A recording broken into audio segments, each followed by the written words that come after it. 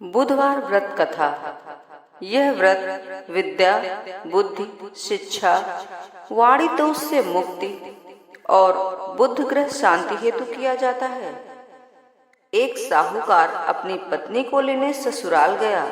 संयोग से उस दिन बुधवार था, इसलिए ससुराल वालों ने बेटी की विदाई से मना कर दिया। साहूकार जिद कर अपनी पत्नी की विदाई करा लाया। मार्ग में उसकी पत्नी को प्यास लगी। साहूकार जैसे पानी लेने के लिए जाता है तो वापस आते ही उसकी हैरानी का कोई ठिकाना नहीं रहता। अपने ही हमशक्ल को गाड़ी में पत्नी के बगल में बैठे देखता है और उसकी पत्नी भी एक शकल के दो व्यक्तियों को देखकर परेशानी में पड़ गई कि उसका पति कौन सा है। परिचय मांगने पर उस व्यक्ति ने साहूकार का ही परिचय दिया। अब स्वयं साहूकार और उसकी पत्नी दोनों परेशान थे कि असली साहूकार कौन है। मामला सिपाही तक पहुंचा। सिपाही की यही स्थिति रही। तब साहूकार ने हाथ जोड़ लिए और भगवान से विनती करने लगा कि हे भगवान, यह आपकी क्या माया है।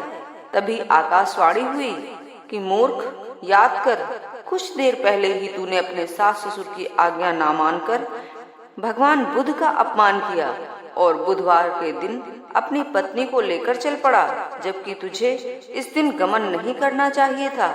यह स्वयं बुद्ध देव हैं जो तुम्हें सबक सिखाने के लिए तुम्हारे वेश में हैं। तब साहूकार ने कान पकड़कर माफी मांगी और आगे से कभी भी ऐसा न करने का वचन दिया और बुधवार को नियम पूर्वक व्रत का पालन करने का संकल्प किया। तब जाकर साहूकार के रूप में प्रकट हुए बुद्ध देवता अंतर्ध्यान हुए और साहूकार अपनी पत्नी को लेकर घर जा सका। इस घटना के पश्चात साहूकार और उसकी पत्नी दोनों नियमित रूप से बुधवार का व्रत करने लगे।